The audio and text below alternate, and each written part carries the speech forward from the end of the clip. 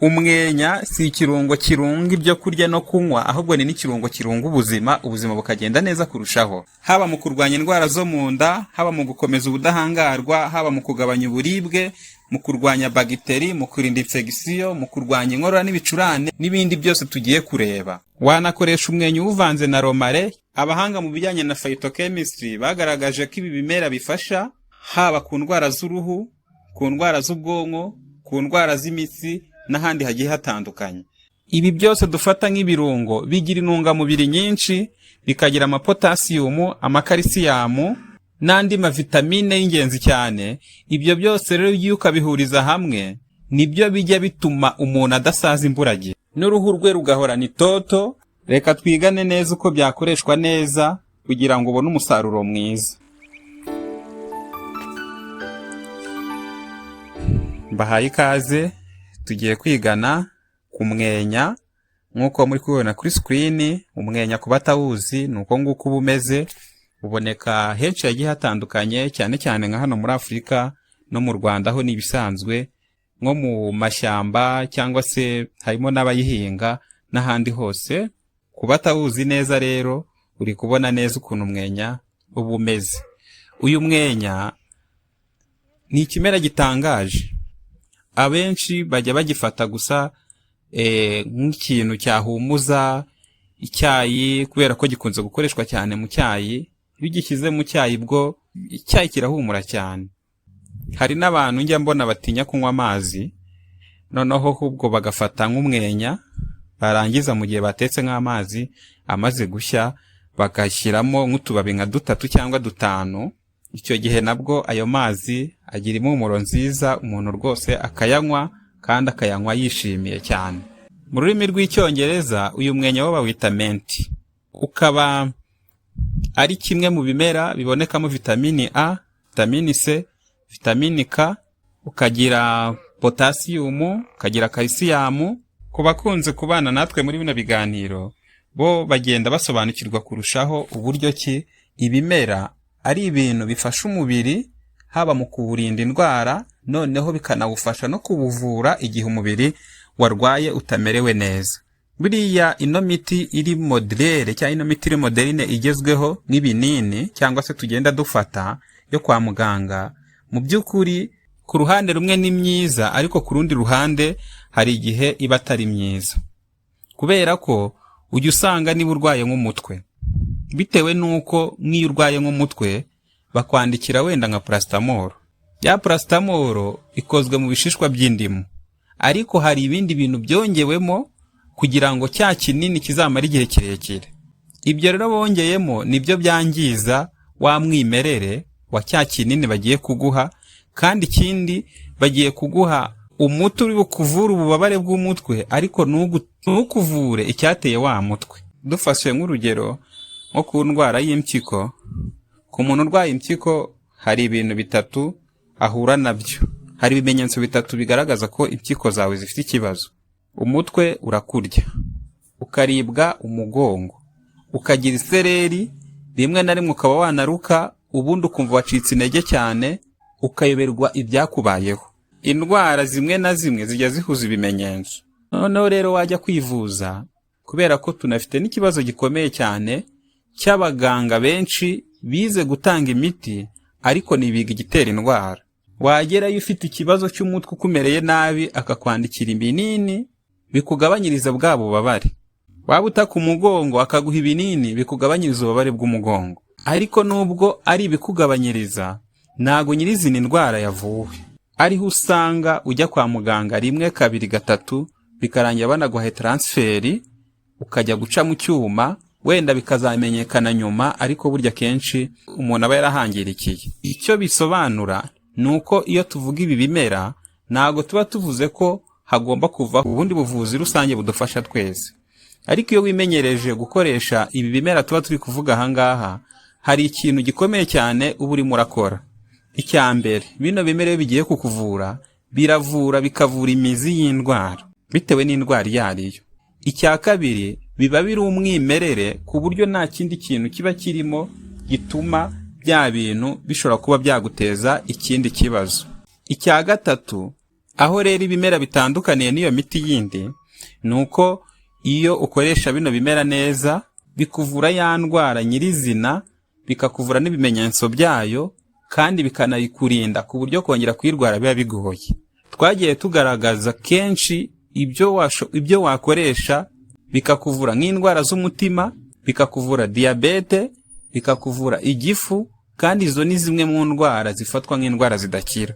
Mu by'ukuri si uko zidakira, ahubwo ibikoreshwa mu kuzivura ni ibikugabanyiriza, ntabwo ari ibikuvura nyirizina. Mu gihe iyo wimenyereje gukoresha neza bino bimera, byo biba bifite ubuvuzi bwuzuye 100%. Birakuvura, bikakurinda, bigakuraho n'ikintu icyo ari cyo cyose gishobora kuba cyaba intandaro yo kugaruka kwa ya ndwara. Nk'uko twagiye tubibona, indwara zituruka mu marembo agiye atandukanye. Hari izizana, hari iziza twabigizemo ubushake, hakaba noneho n'izindi nkorano ziza gutyo gusa zikatwadukira.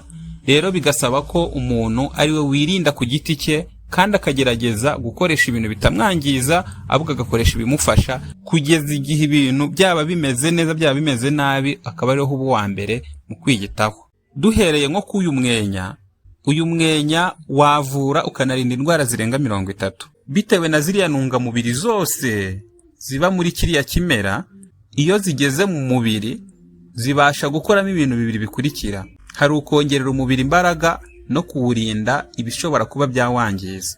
Ni nako rero n'umuntu wafashe ibi ngibi tuba turi kuvuga ahangaha, akagenda akabishyira ku ziko, akabishyira ku muriro, akabicanira cyane, bitakaza intungamubiri nyinshi, kubera ko tujya dusanga ibintu byinshi iyo byageze ku mashyiga, iyo byageze ku muriro, bitakaza ubushobozi ku rwego rwo hejuru, ku kigero cyo hejuru cyane. Ari nayo mpamvu rero niba ushaka kujya ukoresha neza nk'uyu mwenya, izo zateyi n'ibindi birungo byose twagiye tugaragaza ahangaha na za tungurusumu, ubundi urabariranya ugacunga wenda byenda gushya cyangwa se byanahiye, warangiza ugafata bya bindi ushaka gushyiramo ukabicagagura neza, warangiza ukabishyiramo, ubundi ugapfundikira iyo minota. Ubwo bushyuhe bwo ntabwo bushobora kuba bwapfa kwangiza bya bintu ku rwego byakwangirikaho wabibizanyije. Hakaba hari indwara zirenga 30 umwenya wagufasha, haba mu kuzivura no mu kuzirinda. Turabivuga muri kategori nkenye cyangwa se mu moko nkane. Duhereye nko ku ndwara z'ubuhumekero, uyu mwenya wagufasha ku nkorora, ukagufasha ku gituntu kubera ko ugabanya ibimenyetso by'igituntu. Umwenya ukagufasha kuri asima, kwa kundi umuntu ahumeka nabi, ukagufasha ku muntu ugira ikiniga cyangwa se bya biniga byo mu muhogo. Umwenya ukongera ukagira umwihariko wo gufasha infection na immunity, ubudahangarwa, aho ufasha mu kurinda infection za bagiteri, infection zoroheje izo bita viro, ugafasha mu budahangarwa bukeya. Kumwe umubiri igihe cyose uhuye n'indwara uhita ugenda ukaremba, ugacika intege, ukamererwa nabi cyane, icyo gihe ufite ubudahangarwa bukeya cyangwa se n'indwara ikaba yakwinjira mu buryo bworoshye. Noneho ukanafasha no ku ndwara ziterwa n'umwanda. Umwenya ugafasha no ku ndwara zo mu nda, harimo gaze zo mu nda, kuribwa mu nda, igogorwa rikorwa nabi, kudiyara, constipation. Ukanafasha no mu kugabanya uburibwe. Umwenya ukanafasha ku bwonko na stress, haba kuri stress, ku muntu udasinzira neza, ku muntu ugira umunaniro urengeje cyangwa se wa munaniro mwinshi cyane, ushobora kuba wayikoresha, nabwo biragenda bikagufasha. N'abantu bakunze kwibagirwa bakibuka gake cyane, umwenya nawo ni kimwe mu bintu bikomeye cyane bifasha ubwonko kongera gusubiza kuri gahunda. Noneho cyane cyane iyo ukoresheje wawufatikanyije na teyi, ibyo biragenda bigafasha ubwonko kumererwa neza, ubwonko bugatekereza neza, ukibuka, ntupfe kwibagirwa ngo utakaze ibintu byose waba wamenye cyangwa se waba uzi bitari na ngombwa kubitakaza, ariko ugasanga bya bintu wabyibagiwe. Umwenya ugakora ku maraso n'umubiri, nko kuri cholesterol nyinshi, ku muvuduko w'amaraso urafasha naho, ukanafasha no ku buribwe bw'umubiri, inflammation.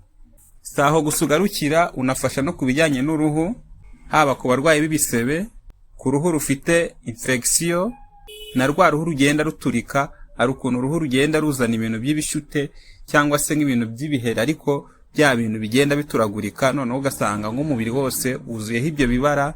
Iyo ukoresha umwenya wawukoresha haba mu kuwoga, kubera ko ushobora kuwufata, wamara kuwufata ukawuteka mu mazi, noneho warangiza ya mazi ukaba wayanywa, ariko nanone ukajya unayakoresha mu kuyakaraba cyane. Ariko mu kuyakaraba noneho by'akarusho washyizemo teyi, washyizemo romare, birafasha cyane kurushaho, kubera ko teyi nayo izwi cyane mu gufasha ku ndwara z'uruhu. Ibindi rero umwenya wagufasha, hari mu buribwe bw'imitsi, ku bantu bajya bagira imitsi bakumva hari ukuntu imitsi yirega cyane, rimwe na rimwe ukajya wumva iri no kukurya.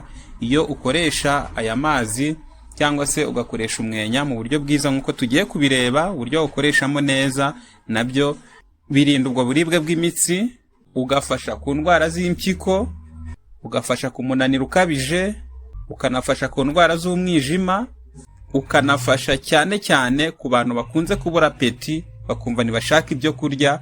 Iyo ukoresha umwenya uragenda ukumva ugize ubushake bwo kurya, ukarya ukaba umerewe neza. Rero nk'uko tubibonye, ni igihingwa gifasha umubiri. Niba urwaye cyane cyangwa se ukaba ufite ikindi kibazo, ujye ugerageza ukoresha umwenya, gusa nagusimbura kujya kwa muganga. Igihe cyose umuntu arwaye kandi akaba arwaye cyane, akwiriye kujya kwa muganga, noneho ibyo ngibyo nabyo akajya bikoresha nk'inyunganizi, ariko yabashije kubanza kujya kwivuza no kwipimisha, akamenya ikibazo afite nyamukuru. Mu gice cya kabiri cy'iki kiganiro niho noneho turi bugaragaze uko noneho wakoresha umwenya wawufatikanyije na biriya byose wagiye ubikombina, uburyo kibikoreshwa. Kubera ko nk'umwenya urawufata ukaba wawuteka mu mazi, amazi yenda gushya cyangwa se yanahiye, ugafata ibibabi byawo na ziriya ndabyo ukabishyira muri ya mazi, noneho ugapfundikira cyangwa mu cyayi, hashira iminota mikeya ukaba wayinywa. Kandi umwenya wo niyo yaba yahoze wawunywa nta kibazo byakugiraho. Mu gihe kuri romareho kizira kikaziririzwa kuba wafata amazi washyizemo romare yamaze guhora kayanywa, kubera ko iyo romare yahoze iragenda igahinduka uburozi. Icyo gihe rero ugiye kuyinywa kandi yahoze biba ari ikibazo, nta nubwo wemerewe gushyushywa. Ahubwo iyo wamaze kuba wakuraho ayo uri bukoreshe, andi urayamena, kubera ko ntabwo ari meza kuba wayanywa. Ni nk'uko twabonye ku gitunguru, iyo igitunguru wagikasemo kabiri, igice kimwe ukagikoresha, ikindi ukagisiga, hakaba hashira amasaha arenze 28 cyangwa 12. Icyo gihe icyo gitunguru nacyo kiba cyahindutse uburozi, kubera ko gikurura imyanda, kigakurura bagiteri. None rero ugiye kugikoresha kandi cyamaze gukurura izo bagiteri, urumva ko ni wowe ziba zigiye kujyamo, kandi iyo zikugezemo ziguteza ibibazo bigiye bitandukanye. No kuri ibi rero biba bisaba ko ugomba kwitwararika, ukabikoresha neza, ukabikoresha mu buryo bwiza, kandi nubikoresha ku rugero rwo hejuru cyane, kubera ko ikintu cyose niyo cyaba ari cyiza gute, uba ugomba kugikoresha mu rugero.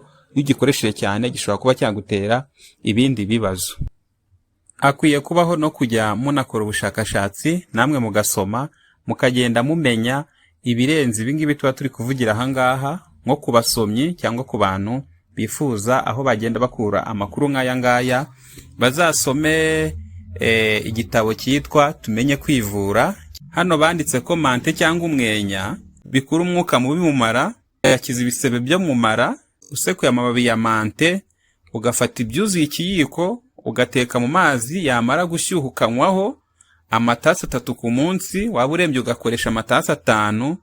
Ikindi ibi byatsi bikora, bivura intege nke zafasha umubiri wose, ubwoko bumwe na bumwe bw'ikizungera, ubushobozi buke bwa kinyabugabo n'ubushake buke bw'abagore bwo mu birebana n'imibonano y'abashakanye, ibyo kurya bitinda mu nda, umwuka mwinshi wo mu gifu n'isepfu, kuribwa n'umutwe ukagutera kuruka, kuribwa mu gifu no mu mara, igifu gitera kuruka no kwikubita hasi, kurya utaryohewe, guhumeka umwuka unuka, inkorora idacika n'amahwima aribyo asima, indwara y'umuriro umeze nk'iseru, bikanavura indwara z'uruhu zinyuranye. Izi ndwara zose zivurwa no kunywa amazi yayo. Iki cyatsi umurimo wacyo ni ukuvangura imyanda iri hagati y'ingingo. Hari n'ibindi bagiye bavuga ahangaha muri iki gitabo, wabisoma nabyo byakugirira umumaro. Nk'uko rero tubibonye byose, ni iby'ingenzi cyane gukoresha ibi bimera. Niba wagize ikibazo, igitekerezo, ubishyire muri komenti, turagusubiza, dusubire ku bindi biganiro.